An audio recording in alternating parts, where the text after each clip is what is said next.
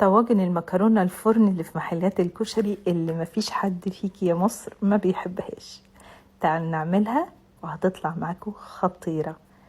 أول حاجة نبطن الطواجن بتاعتنا بدهنة من السمنة البلدي علشان تدي طعم حلو للحمة. اللحمة المتعصجة هكتب لكم طريقتها في الكابشن بالتفصيل.